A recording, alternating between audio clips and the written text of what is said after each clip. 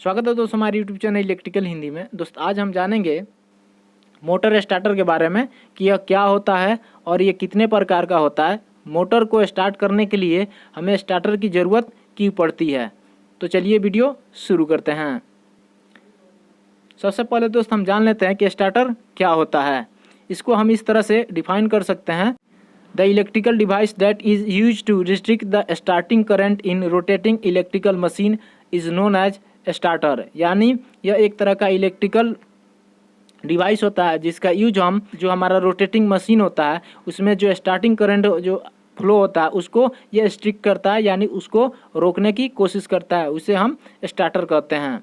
दोस्त क्या होता है कि जब हाई करंट जो फ्लो होता है तो इसके कारण से जो इलेक्ट्रिकल का इंसुलेशन होता है या कंडक्टर होता है या कई बार जो है हमारा मशीन जो है हाई करंट के कारण से ख़राब हो सकता है, डैमेज हो सकता है, इसलिए हम इसका यूज करते हैं जिससे हमारा हाई करंट और इलेक्ट्रिकल इंसुलेशन फेल ना हो। अब दोस्त हम जान लेते हैं कि यह कितने प्रकार का होता है। तो आप देख सकते हैं दोस्त, ये आपको मेनली 3 तरह का आपको दिखाई दे रहा है: dual starter, star delta starter, reverse forward starter. इसमें और भी कई वैरायटी है, जैसे आपका VFD हो गया और सॉफ्ट स्टार्टर हो गया, 3 पॉइंट स्टार्टर हो गया, 4 पॉइंट स्टार्टर हो गया। दोस्त इस तरह का स्टार्टर है, लेकिन जो मेनली इंडस्ट्री में यूज होता है, अगर आप कहीं कंपनी में अगर काम कर रहे हैं या काम करने वाले हैं तो आपको ज़्यादातर ये 3 तरह का स्टार्टर मिलेगा। एक सबसे ज़्यादा आपका dual starter, star delta starter और रिवर्स फॉरवर्ड स्टार्टर। अब दोस्त हम जान लेते हैं कि स्टार्टर जो होता है दोस्त उसमें क्या क्या हमारा एलिमेंट होता है। दोस्त यह स्टार्टर जो ड्यूअल स्टार्टर होता है दोस्त वो 2 ब्लॉक से मिलकर बना होता है। पहला हमारा कॉन्टेक्टर और दूसरा रिले। यह एक मैग्नेटिक सर्किट रहता है दोस्त, जो इलेक्ट्रिकल सप्लाई देकर हम इसको ऑन ऑफ करते हैं। और दूसरा जो आपको दिखाई दे रहा है ये रिले होता है, ये ओवरलोड प्रोटेक्शन प्रोवाइड करता है मोटर को।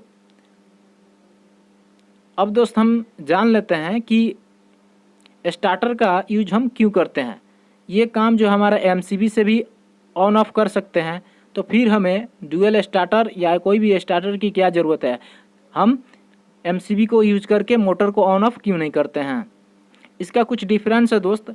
इसमें क्या होता है कि जो मोटर का प्रोटेक्शन के लिए हम MCB यूज कर सकते हैं और ड्यूअल स्टार्टर भी यूज कर सकते हैं, लेकिन डिफरेंस ये है। सबसे पहले आप फेज फेलियर देख सकते हैं दोस्त। अगर MCB में कोई हमारा फेज नहीं आ रहा होगा तो वो मोटर को ट्रिप नहीं होगा, जिसके कारण से क्या होगा कि 2 फेज होने के कारण से जो हमारा मोटर है दोस्त वो मोटर हमारा गर्म होकर उसका इंसुलेशन फेल हो गया, यानी मोटर हमारा जल सकता है।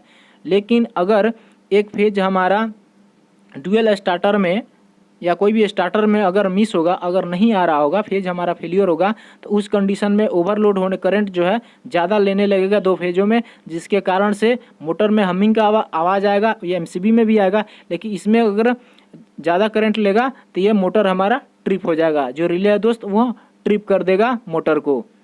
ये प्रोटेक्शन जो है हमें डुअल स्टार्टर से मिलता है, जबकि MCB से नहीं मिलता है। बात आता है दोस्त रिमोट कंट्रोल। अगर हम डुअल स्टार्टर लगाते हैं दोस्त, अगर मशीन हमारा यहाँ है तो हम चाहे तो यहाँ से कंट्रोल कर सकते हैं, चाहे यहाँ से चाहे यहाँ से। तो दोस्त आपके भी मन में ये क्वेश्चन आ रहा होगा, तो हम MCB भी तो यहाँ से यूज करके इसको हम कंट्रोल कर सकते हैं।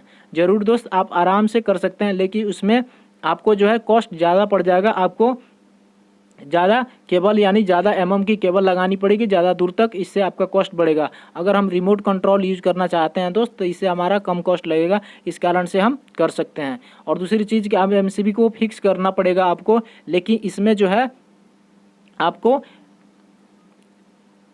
रिमोट को फिक्स नहीं करना पड़ेगा। आप ये पोर्टेबल रहेगा, आप किधर भी रख के इसको कंट्रोल कर सकते हैं। दूसरी चीज़ ये भी होता है दोस्त कई बार कि MCB जब हम ऑन करते हैं उसमें जो है फॉल्ट पड़ने के कारण से 3 पोल या 2 पोल जो है डायरेक्ट रहता है। तो उस कंडीशन में भी क्या होता है दोस्त कि हमारा जो मोटर है दोस्त उसमें सप्लाई मिलती रहती है, जिसके कारण से वो हमारा मोटर सड़ सकता है। लेकिन जो है अगर हम स्टार्टर यूज किए हैं तो उसमें हमारा कोई फेज डायरेक्ट होने की कोई चांस नहीं बनता है। उसके बाद दोस्त हम ऑटोमेटिक कंट्रोल, इसको हम ऑटोमेटिक ऑन ऑफ करा सकते हैं, चाहे हम यहाँ पे PLC यूज कर सकते हैं या अदर कोई हम एप्लीकेशन जोड़ना चाहेंगे तो इसमें जोड़ सकते हैं, लेकिन हम MCB में नहीं कर पाएंगे। जैसे कि दोस्त हमारे घर का पानी का टंकी रहता है, उसमें जो हमारी मोटर लगी रहती है दोस्त ऑटोमेटिक होता है। जब हमारा पानी जो है कम होता है तो मोटर हमारा ऑटोमेटिक ऑन हो जाता है और फिर जब बढ़ता है तो ऑटोमेटिक ऑफ होता है। लेकिन अगर हम सिर्फ MCB यूज करेंगे तो ये एप्लीकेशन यूज नहीं हो सकता। दूसरी चीज़, अगर हम रिवर्स फॉरवर्ड स्टार्टर के जगह पर हम MCB यूज करते हैं तो उसमें जो है हमें फेज को बार बार चेंज करना पड़ेगा। अगर हम एक बार क्लॉकवाइज को मोटर को नचाना चाहेंगे तो एक बार तो हमारा नच जाएगा, फिर जब हमें रिवर्स यानी एंटी क्लॉकवाइज जब हमें मोटर को नचाना होगा तो उस कंडीशन में मुझे MCB के वायर को बदलना पड़ेगा। अगर दोस्त हम रिवर्स और फॉरवर्ड स्टार्टर लगाते हैं तो इसको मात्र हम 2 पुश बटन से ही हम मोटर को हम क्लॉकवाइज और एंटी क्लॉकवाइज में यूज कर सकते हैं। तो यही कारण है दोस्त जिसके चलते हम MCB के जगह पर स्टार्टर को यूज करते हैं, जिससे हम एडवांस या कोई भी एप्लीकेशन यूज करना चाहें तो कर सकते हैं। तो दोस्त मैं उम्मीद करता हूं कि आपको इस वीडियो से कुछ जानकारी मिली होगी। अगर वीडियो अच्छी लगी हो तो प्लीज़ लाइक कर दीजिए और चैनल को सब्सक्राइब करके इस बेल आइकन को क्लिक कर लीजिए, जिससे आपको हमेशा नोटिफिकेशन मिलती रहे। आज के लिए इतना ही। Thank you for watching.